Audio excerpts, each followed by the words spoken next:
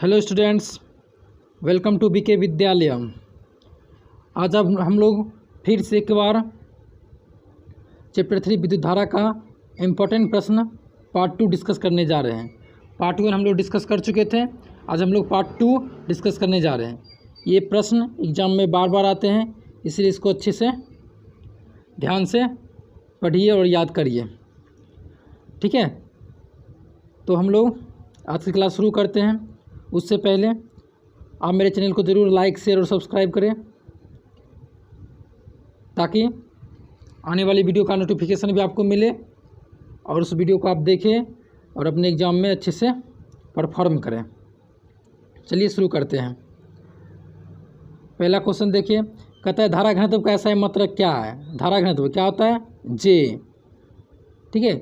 जे का उल्टू फॉर्मूला क्या होता है? करेंट बाय एरिया, ठीक है। ये आई है, आई बाई जे बराबर क्या होता है फॉर्मूला? आई बाई ए। तो आई का क्या होता है मात्रक? आई का होता है एम्पियर, बट एरिया का क्या होता है? Metre square. तो धारा घनत्व का मात्रक क्या हो गया? धारा घनत्व यानी जे, इसको जे से लिखते हैं। जे इक्वल टू क्या है? आई बाई ए, यानी करेंट बटा एरिया। करेंट का मात्रक क्या है? एम्पियर है, और एरिया का मात्रक क्या है? Metre square. तो इसका मतलब क्या हो गया? जे का एम्पियर बटा मीटर स्क्वायर। देख लीजिए एम्पियर बटा मीटर स्क्वायर कौन सा होगा? ऑप्शन नंबर डी, ठीक है। आगे फिर चलते हैं।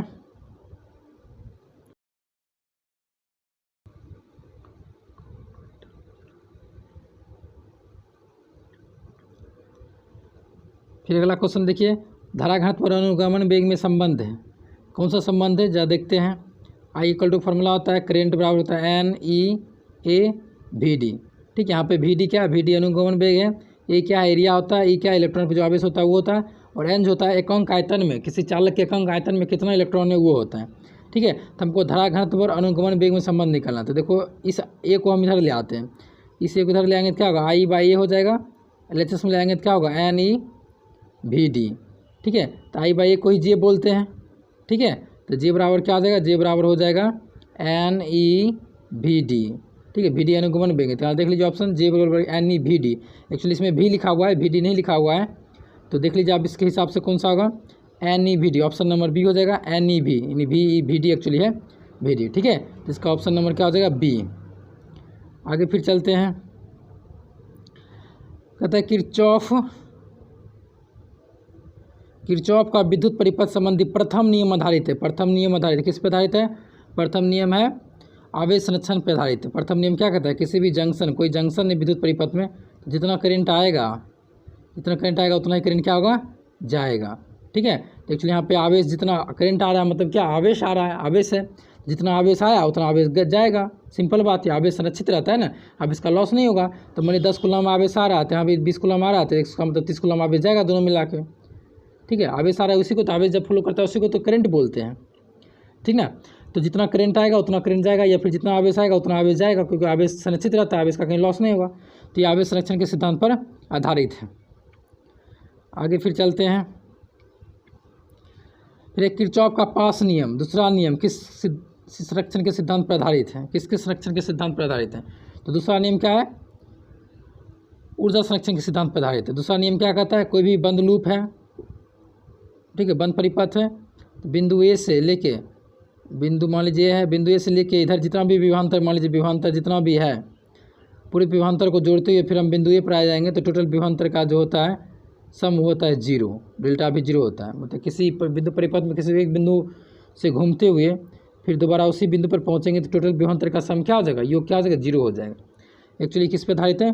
ऊर्जा संरक्षण पे आधारित है, ठीक है। कि जिस स्थान पर पहुँचे, जिस स्थान से चले थे फिर उस स्थान पर पहुँचे तो कुल ऊर्जा क्या होगा? समान ही रहेगा, इसलिए डेल्टा भी इक्वल टू क्या होगा? 0। कोई कार्य नहीं होगा, क्योंकि कार्य बराबर होता है ना क्यू इंटू डेल्टा भी। डेल्टा भी 0 होगा तब ना डब्ल्यू इक्वल टू 0 होगा, ठीक है। यहाँ पे क्या होगा? कार्य 0 होने के लिए डेल्टा भी को 0 होना पड़ेगा, तो डेल्टा भी 0 होता है, इसका हम तो कार्य भी 0। कार्य 0 मतलब क्या? जितना ऊर्जा पहले थी बिंदु ए पर कोई भी आवेश की, उतना ही ऊर्जा बाद में रहेगी जब वहाँ पे पहुँचेगी। यानी ऊर्जा संरक्षण का सिद्धांत है, क्योंकि जिस पॉइंट पे हम हैं वहाँ पे ऊर्जा पहले अगर 10 जूल है तो बाद में भी 10 जूल रहेगा उसी पॉइंट पर, ठीक है। तो इसका हम तो ऊर्जा संरक्षित है, तो ऊर्जा संरक्षण सिद्धांत पर ये आधारित, ठीक है। आगे देखते हैं फिर। विद्युत परिपथ के किसी बिंदु पर सभी धारा का योग कितना होता है? बहुत इंपॉर्टेंट क्वेश्चन है, बहुत भिविया क्वेश्चन है, ठीक है। इसका क्या होता है? शून्य, ठीक है। किसी बिंदु परिपथ के किसी बिंदु पर सभी धाराओं जितना भी करंट इस पे आती है, ठीक है, सबका सम क्या होता है, मान I1 आ रही है, I2 आ रही है, I3 आ रही है, I4 आ रही है, तो I1 plus I2 plus I3 plus I4 सबका सम क्या होता है, 0। ठीक है, बहुत इंपॉर्टेंट क्वेश्चन है। आगे फिर देखते हैं।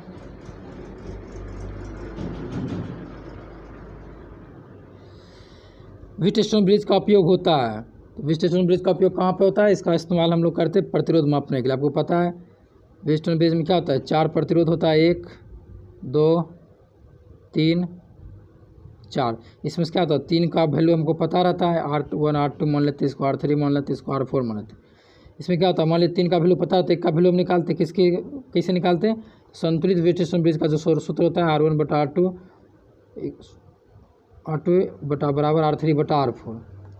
ठीक है, R1 बटा R2 इक्वल टू R3 बटा R4। इस फॉर्मूला से हम निकालते हैं, 3 का प्रतिरोध ज्ञात होता है, 1 का प्रतिरोध हम अज्ञात प्रतिरोध का मान निकाल लेते हैं। ठीक है, प्रतिरोध मापने के लिए हम व्हीटस्टोन ब्रिज का इस्तेमाल करते हैं।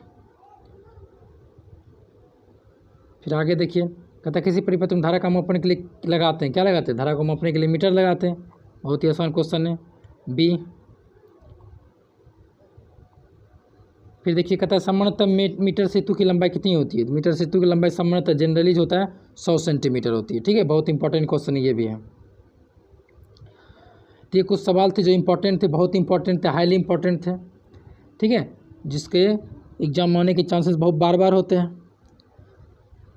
ठीक है, तो आप लोग का बहुत बहुत धन्यवाद वीडियो देखने के लिए। Thank you very much. Please मेरे चैनल को लाइक शेयर और सब्सक्राइब ज़रूर करें, ताकि आने वाली वीडियो की नोटिफिकेशन भी आपको मिलती रहे, और आप लोग बेल आइकन को भी ज़रूर दबा दें। Thank you very much.